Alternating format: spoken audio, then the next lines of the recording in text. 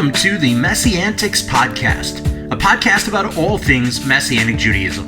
Each episode, we will be sharing our opinions as we tackle some of the biggest issues in Messianic Judaism. Now, here's your hosts, Rabbis Eric, David, Jonathan, and Toby.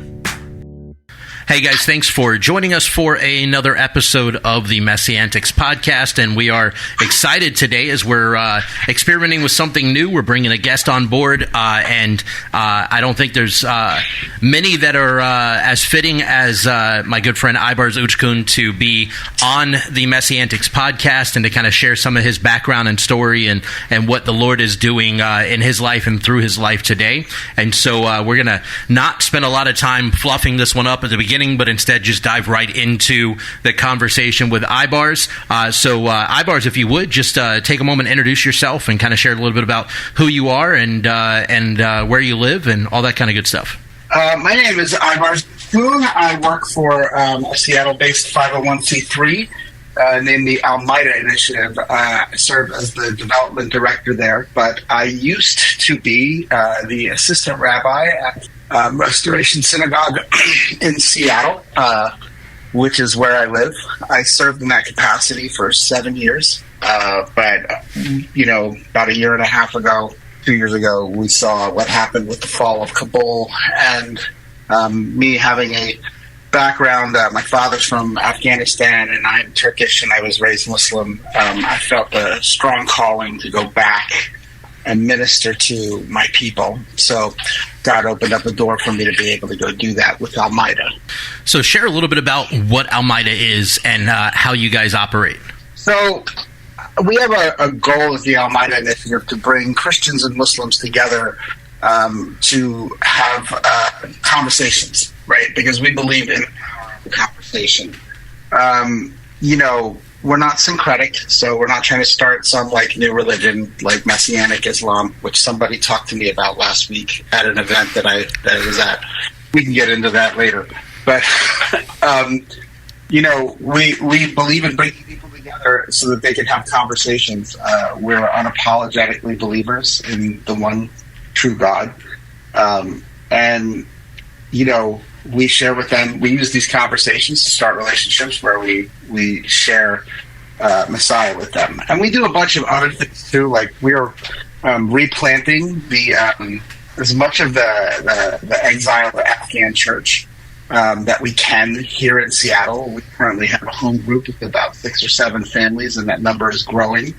We produce a whole lot of material online that answers questions that Muslims have about Christianity.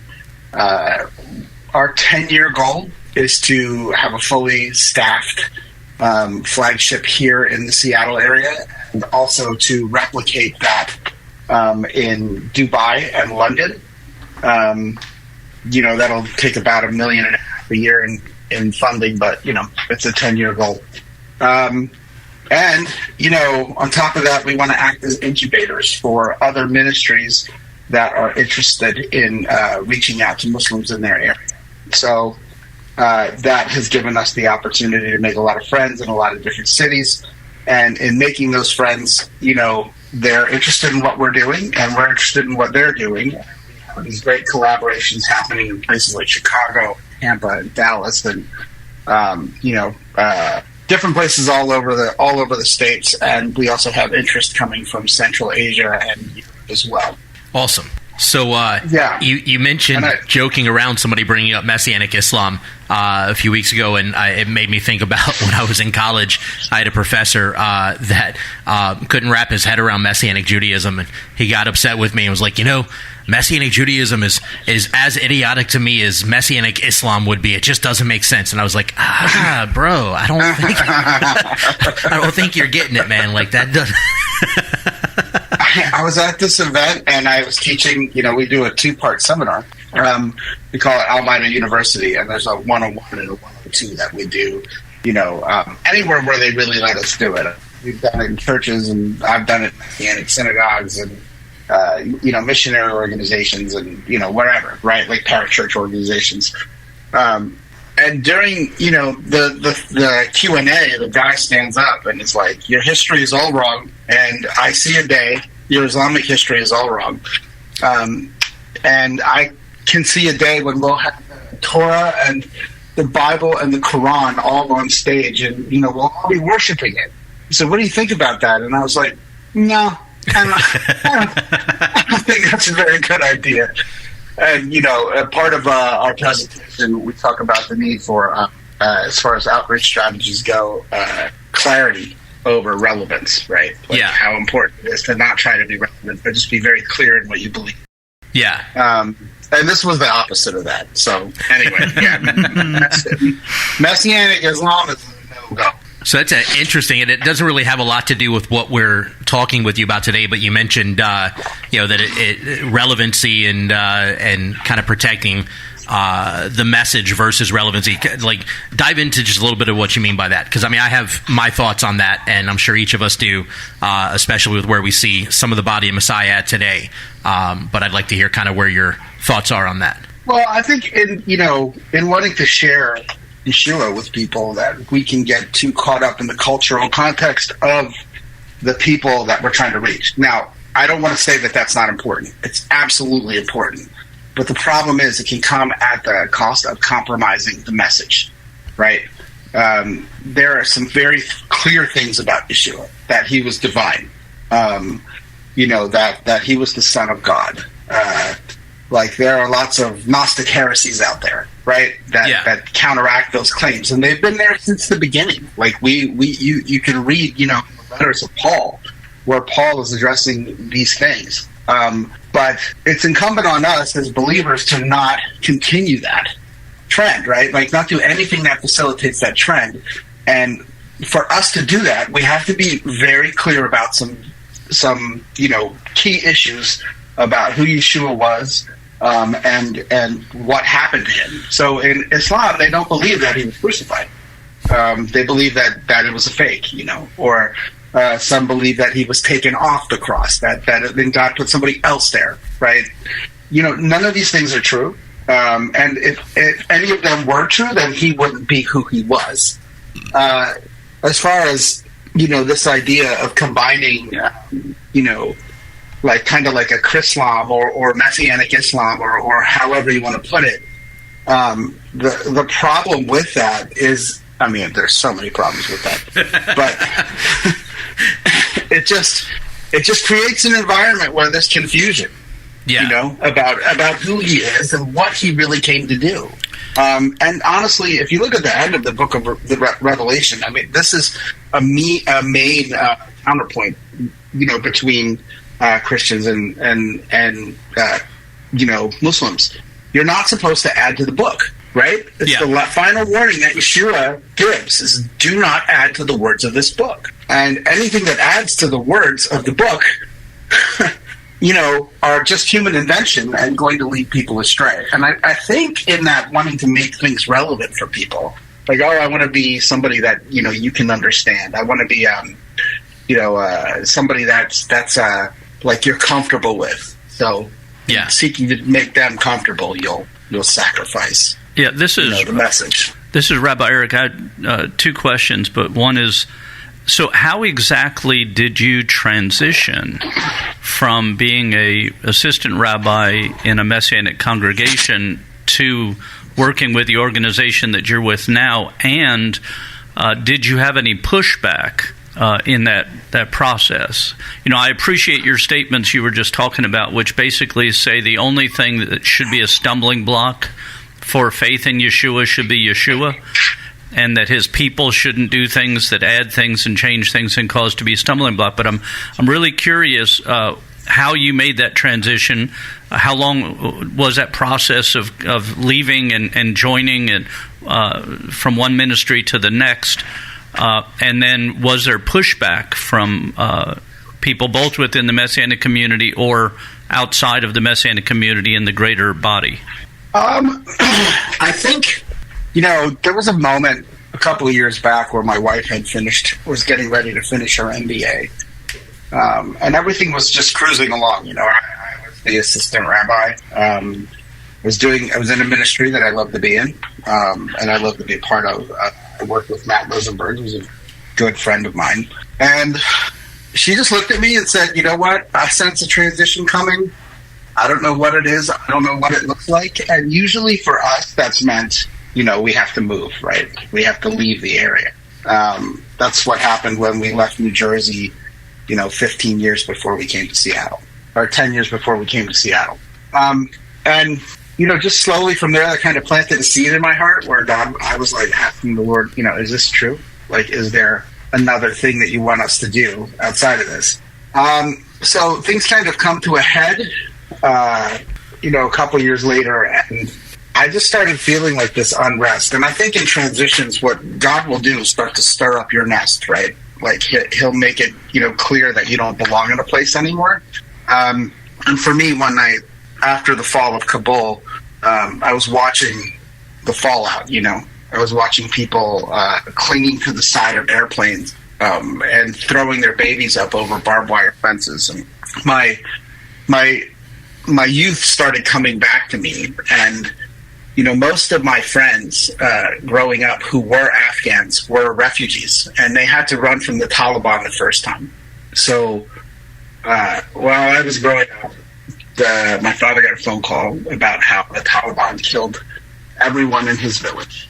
They killed the men and the women and the children, and they did horrific things to the women and the children in front of the men, and they took some of the men and, peeled their skin off and left them to die in the streets. And then there were others who left alive, but they cut off one hand and one foot, and then took their eyes out but left their tongue so that they could tell who did it.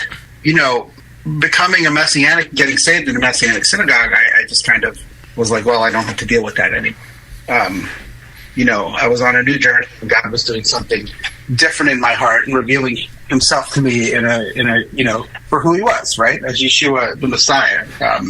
And I remember waking up and watching this all happen on the news and all of this stuff coming back to me and feeling like heartbroken. I mean, I was waking up in the middle of the night every night for about a week, and then finally I remember watching that footage of somebody throwing a baby over a barbed wire fence and just thinking, it wasn't like the prophet Isaiah, like where God appears to the prophet and says, who will go for us? For me, it was just, I'll go. And I think that's a prayer God heard shortly after I went on sabbatical.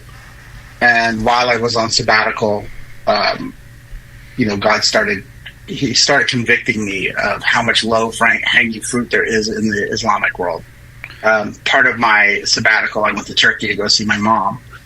And while I was there, I just got a sense that if I didn't follow through on this transition, that I would be disobedient. I wouldn't be in obedience with the Lord anymore if I stayed where I was. So I went back and I shared with Matt about what was happening and where my heart was. And we both prayed about it and decided that it was ultimately what the Lord wanted us to do. So in leaving the ministry, I had everyone's blessing. Like, I really feel like when we left the congregation, which we did, we left well.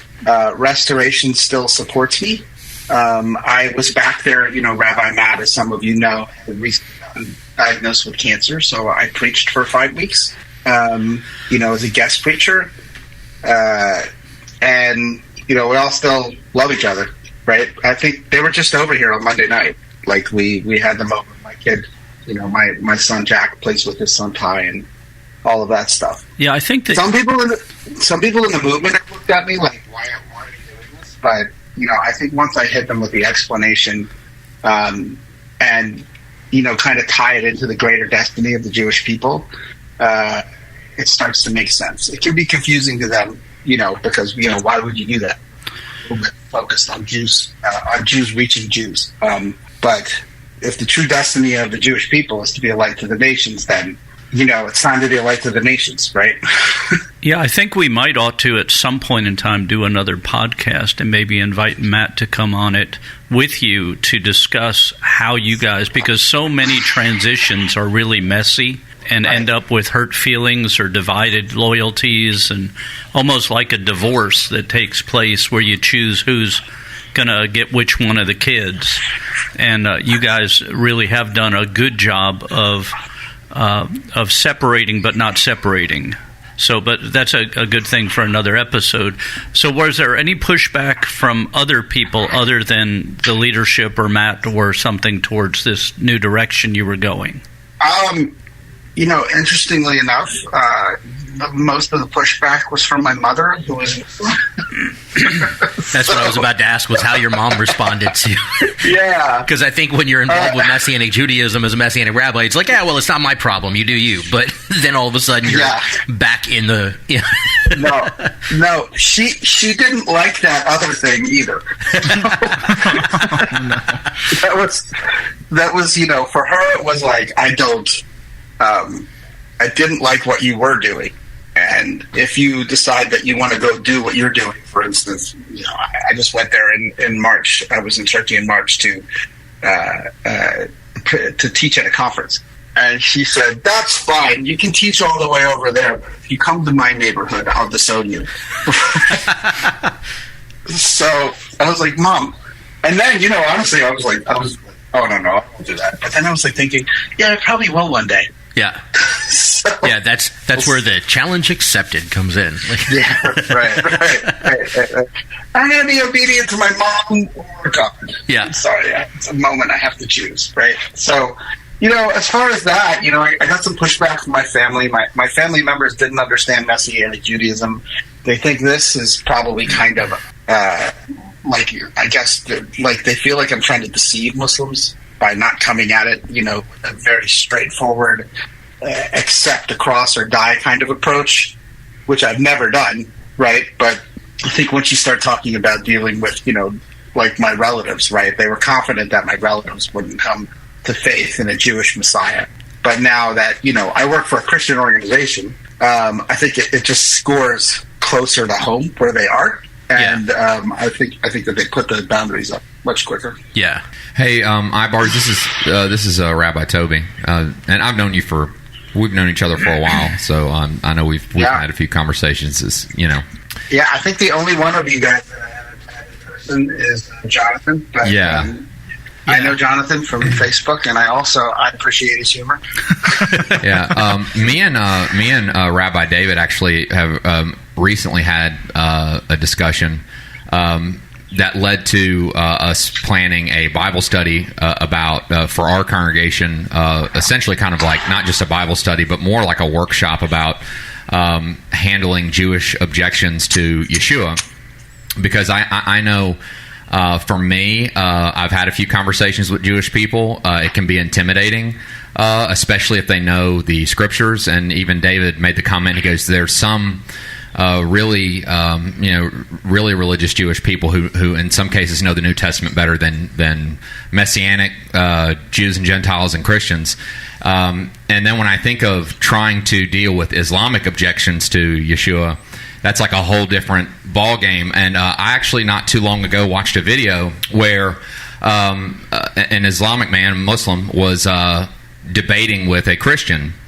And he was pretty aggressive, but one of the things he kept saying was, on one hand they accept Jesus and the writings of Christianity and all that to a degree, but he kept coming back to this point. Well, Jesus never said he was God. Jesus never said he was God. Jesus never said he was God. And I saw this Christian guy really having a hard time. I don't think he knew his scripture very well. I don't doubt his faith, but he didn't know scripture very well. And you said at the beginning of the podcast, you said, first off, we have to understand there are things about Yeshua that are non-negotiable, one of them being that he's divine. And when I look at the scriptures, Yeshua said quite a few things about his divinity. I think the Muslim was looking at this Christian saying, "Oh, he never said these words like I am God and this, that, and the other." He did say, "If you've seen the Father, you've seen me." He did say, "Before Abraham, I am." He said that Moses wrote about him. A big one that I always go to is that, and I was wanting this Christian to say it. I said, "Why don't you talk about Matthew 9, where he said the Son of Man has the authority to forgive sin?" Because when he said that, when he was healing a paralytic, the Torah scholars were like, he's blaspheming. Why? Because only God can forgive sin. So I guess for our listeners and for me personally and for us, in your conversations that maybe get to maybe you've had some conversations like that. What are some, I guess, talk about why it's important to have a knowledge of scriptures, and I think that we have a lack of that even in the believing community. And what are some objections you've answered or in your conversations? Well, I think, particularly in terms of the argument you were referencing, the video that you watched, I think that there's this practice in Islam called dawah, right? And dawah is a command to all Muslims to spread the light of Allah to non-believers. But right. In some contexts, it can be used as like a counter-missionary tool, right? So as Messianics, we're very familiar with counter-missionaries. And a common tactic of counter-missionaries is to practice this technique called jamming, right? So jamming is when you kind of flood the person with an argument. You're aggressive and you just kind of push. So when you see a bunch of people, breaking into a state house holding a bunch of signs and screaming over and over and over, engaging in a debate or talking about any issues, that's jamming, right? Absolutely. On a one-to-one level, when you go at a person and you're saying, well, what about this? Christians don't understand this, and you push really hard and come off as aggressive, the entire point is to try and knock the person off of their foundation. So outside of knowing the scriptures, understanding that the person is trying to knock you off your foundation, to make you feel they want you against the ropes. Right, and that's important for you to understand, because I was doing one of our one of the things the Almeida Initiative does is we host events, right, where Christians and Muslims come together. We do a lot of these over, so we have dinners over both of the Eids, and we have this one guy who comes to all of our dinners, and his name is Sheikh Abdullah. And I didn't know who he was. I took my son with me, and my son's like, oh, this guy seems really friendly. Let's sit down and talk to him. So I sat down and talked to him. And once we started, he said, well, how did you find out about the Almeida Initiative? And I told him I work for the Almeida Initiative, and I told him my background, and then I told him my testimony. And he couldn't handle it. Like, it was just, his head exploded. So wow. He didn't get angry, but he was like, you were 23 years old, and as part of my testimony, that, I got saved when I was 23. On my way to like recommitting myself back to Islam to study to be an imam. And he was like, you were 23 years old. You made an informed decision as an adult. So, this kind of started this dance between us. And what he proceeded to do was to take a bunch of scriptures and twist them out of context. Like, for instance, in John chapter 10, Yeshua says, he's talking to the Pharisees, and he makes a reference. He's talking to them, and he's saying, go tell your leaders that about, your God and my God, right? So if you read it in context, Yeshua's talking about the Father and talking to them about the one Father that they both had, right? Mm-hmm. But this fellow is like, he's clearly referencing two gods, and that Yeshua here, Jesus, is saying that he's worshiping Allah. And the word for your God in there, in the Hebrew, is Eliyahu. And then he looks at me and goes, that's Allah. That's Allah. It's obvious it's Allah, right? And he was aggressive. He wasn't listening to anything I had to say. And we went back and forth. And it was during that conversation I realized he doesn't care about what I'm saying. Right. He cares about getting his point across, right? Like, and we did this for like 2.5 hours. I came to this conclusion 15 minutes into our conversation. Oh man. It just made it so much easier, for me to be emboldened, understanding that the person didn't really want to hear what I had to say. Right. So, we were at a table and we were eating, and it was my job to be there and talk to him. I think the one thing that's really helped me the most, honestly, is my background studying the scriptures from a Messianic perspective. Because the hardest thing to do to poke a hole in the continuity of Scripture is to, everything else is replacement theology. So if you start going to this idea that the Muslims are the chosen people of God, I can show you in the scripture where that isn't so, right? Right. And I can connect all of those things to who Yeshua is and how he came to fulfill the promises of God to the nation of Israel, the Jewish people, and to extend the Abrahamic covenant to the rest of the world. And I can point to that in the Old Testament, in the Tanakh, and I can point to that in the Brit Hadashah. So, understanding the continuity, understanding how it all fits together is like key, I think, in talking not only to Jews, but, particularly to Muslims. Muslims have a different entry point. So if you read in the Quran, actually, I think we just read this. We study the Quran every Monday as a staff. There's a chapter in the Quran called Maryam, which is about Miriam, the testimony of Miriam, where she has, little baby Yeshua is, immaculately conceived, but not the Son of God, and is an infant who can talk, right? Talking about how, he's the only one who was ever born a prophet. Everyone else was appointed a prophet, right? And, you go back and forth and you're pointing at that, but to a Muslim, they'll say, well, that it means he's not the Son of God. I mean, you mean the baby who was immaculately conceived and apparently, according to you, could talk like moments after being born? They believe that he's coming back to judge the nations. Okay. Yes, he is coming back to judge the nations. They believe, effectively he was sinless. Like he never sinned. So you believe all the things that we say about Yeshua, but you won't believe the final claim that he's the Son of God. And let's talk about that. Let's talk about why you don't believe it. It turns into some interesting discussions, and the more they've read either the Quran or the Hadith. Most of them have never read it in Arabic because it's a completely different language, and the only language that really counts when you're talking to them about, when it counts, like as far as reading the Quran goes. They'll look online and they'll find scholars that they agree with, and that will be their viewpoint. I had a question for you, Aybars. This is Rabbi Jonathan.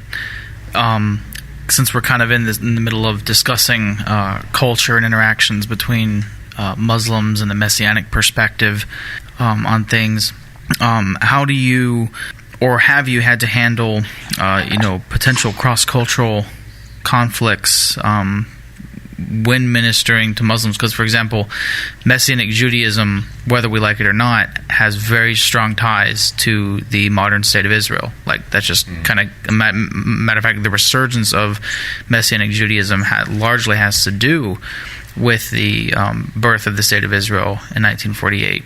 And so I was just wondering, have you had to navigate issues with that, just because you're approaching the gospel as a Messianic believer to people who may not appreciate the fact that you come from a background that is very supportive of, and even kind of directly has a link to the rebirth of Israel in the mid 20th century?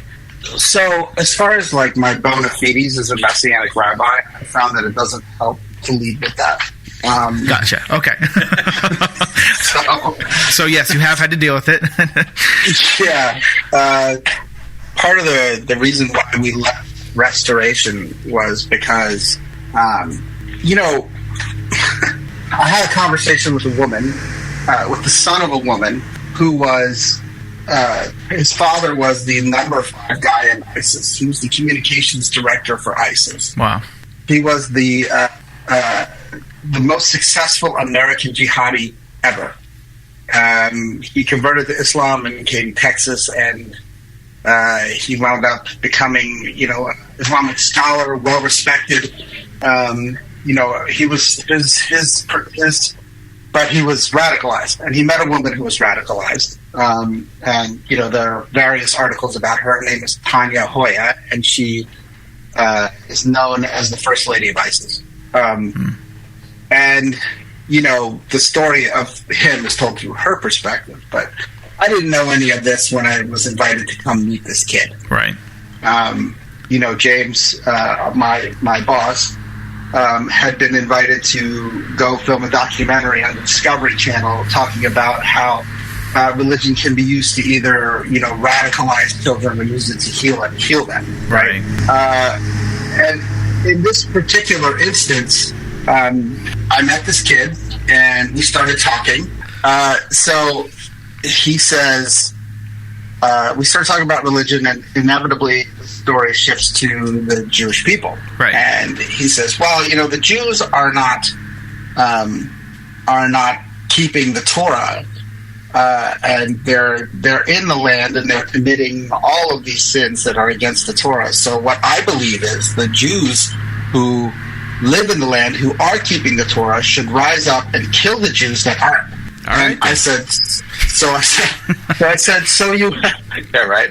Well, all righty then. So I said, so you want them to commit self-genocide? And he said, what? And I said, well, you don't want to get your hands dirty. You just want them to kill each other. He goes, no. They're just not keeping the Torah. And I'm like, yeah, but that's genocide, right? Like, it's genocide against your own self. So we went back and forth and had this very long discussion. Right. And during this discussion, he just started getting angrier and angrier. And I seriously thought, like, his fist was clenching underneath the table. And I'm like, this guy's going to take a swing at my chin, right? Because he was leaning in and looking at me, so angry. And at that point, I knew, like, I pissed probably a couple demons off, right? Right. Right. Having this conversation with this guy. Not the first time I've ever had a swing taken at me, by the way. But that being said, and in the middle of that conversation, I finally had an epiphany where I said, what I don't think you understand is this idea of grace, right? Because we were talking about how, the Jewish people had sinned and fallen short. So, and I said, correct me if I'm wrong, but your objection is the fact that they're not keeping the commandments. But then I went back and started with Abraham and this is where understanding the whole of Scripture is important, and relating to him that, all God did to Abraham was make a promise. Right. And immediately after making that, mess it up. And all God does is continually reaffirm the promise every time Abraham has a doubt or every time Abraham makes a mistake. Right. Mm-hmm. And does the same thing with Isaac, and then does the same thing to Jacob, and then appears to the Jewish people, the descendants of Jacob 400 years later, who have been enslaved because of, by no fault of their own, and delivers them, and then puts them on the brink of the promised land, and then they don't obey him, right? And we start this cycle of disobedience with the Jewish people and God that goes, on for like centuries, like 1,000 years. So when we talk about, this idea of grace and God continually coming in the midst of that disobedience and calling them back and reaffirming the promise that he made to Abraham, what that's called is grace. Right. Because if it wasn't for his grace, no one could stand. We would all be destroyed, right? This is what Paul says in the New Testament. So, and how that grace is manifested in the person of Yeshua, and how God wants to extend that grace not only to Jewish people, but to all the nations. And honestly, he just stopped and he said, you know what? I never thought of it that way before. Oh, wow. And, he his demeanor changed everything. Like, he relaxed. He was, seriously thinking about it. And then I took that opportunity to leave. Rather than get your chin visited upon. Yeah, it's like, all right, I got to go get my kids. So, from school. So I left, and I'm sorry. And then at the end of that conversation, I said, you know what? I'm a Messianic rabbi, and I go to a Messianic synagogue. And his response was, you made that up. That's completely fabricated. And for me, it's a little bit more complicated because I'm not Jewish, right? So I think the traditional idea of a rabbi is that you're Jewish. Right. And we went back and forth on that for a couple minutes, and then I made my leave, because I didn't sit there and have time to explain to him why that was wrong as well. Right. I took my win and I walked out, right? Deposited your chips, and collected your wins. Took your win and walked without getting decked. Right. And then I had an opportunity to meet his mother about a month and a half later, here in Seattle. And he was like super interested in who I was because of her conversation with her son. He's talked about you a lot, and he's really interested in what you have to say and stuff like that. And then for her, we had a similar conversation. I tried to answer as many questions for her about faith as I could. But then at the end, I explained to her that I was a Messianic rabbi and that I went to a Messianic synagogue. And the same thing happened. Like, you made that up, Right. Right. And I tend to believe conversations with Muslims, those gates that come down and lock, in front of stores, like in Israel and New York City. Right. Yes. The shutters, like the shutters. Yeah, right. So let's say you go up to a Muslim and you say, I want to talk to you about Jesus, right? And the hand goes on the gate, okay? And then I tell them, I used to be a Muslim. So the gate will, if it doesn't go all the way down to the bottom and lock, it'll be, it'll come like halfway down. Right. And during the course of the conversation, it'll move up and down and up and down. But my experience is once I start injecting the Jewish part into it, it just falls all the way down to the ground of the right? Like, I'm a Messianic rabbi and I go to a Messianic synagogue. Right. And it falls all the way down and you're locked out. So gotcha. It is a stumbling block to them. It's more cultural than anything else. Right, yeah. And, the hardest part in dealing with that is I'm a Messianic. I don't hide it. I will tell anyone who wants to know that I'm a Messianic rabbi. I'm still ordained. The restoration, I was ordained by the congregation, and I'm still ordained, so I'm still a rabbi. I know I'm rambling on here, but can I just add one more thing? Absolutely. We have a few guys on our staff and who are affiliated with our ministry who are believers, right? But they were raised in a Islamic context. So one of the fellows on our staff, Shargil, is this brilliant guy who was a conservative Muslim who moved to Saudi Arabia to study the Quran. And in studying the Quran for 6 years, he became an agnostic because he didn't believe it anymore. He just said, "There's too many inconsistencies. I don't, I don't think this was from God." Right. And eventually, he moved to Seattle. He found out about our ministry, started watching our content, reached out to our director, James, and James led him to the Lord. And he now works for us, right? Which is great. Fantastic. He's in the kingdom. But now we're talking, and since I'm around, like, the topic of Israel comes up a lot more. And, he was brainwashed. Like, it's everything that's happened that's wrong in the Middle East is Israel's fault, right? Right. Of course. All of those things. It just kind of defaults back to this position of, what the rest of the Islamic world believes. And we've had some interesting conversations, where we start going back to, like, God's promises to Jewish people and how, like, no one can claim perfection in light of this, right? It's not like the Arabs are right and the Jews are wrong. The Jews are right and the Arabs are wrong.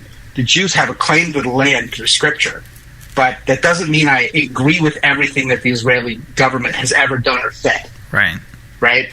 So if we're going to separate that, we need to separate the idea that there's a secular government running it that makes decisions that secular governments make. Right. And I can agree or disagree with some of them. I don't vote in Israeli elections, right? But over time, our conversations have led him to a curiosity with, like, wanting to learn Hebrew. And he actually, like, met a girl who is a Jewish believer, who's interested in doing Islamic ministry. So, like, he's made some steps, right? Like, he's taking steps to want to understand, as opposed to just kind of, backing down and getting back into it. And, we were joking, like, okay, so when's the wedding? I'll do the wedding. I can operate in both of those. So, yeah. Okay, I know that was a long answer, but No, it was actually a really good answer. Well, thanks, guys, for joining us today. It's been a real honor and blessing to have our good friend Aybars with us, and we will listen to him again, share a little more about what God is doing through his ministry with Almeida, and how God is using his unique background in that outlet. Thank you for listening to the MessianTics Podcast. Make sure to subscribe so you can be notified every time we drop a new episode. And be sure to follow and interact with us on social media at MessianTics Podcast.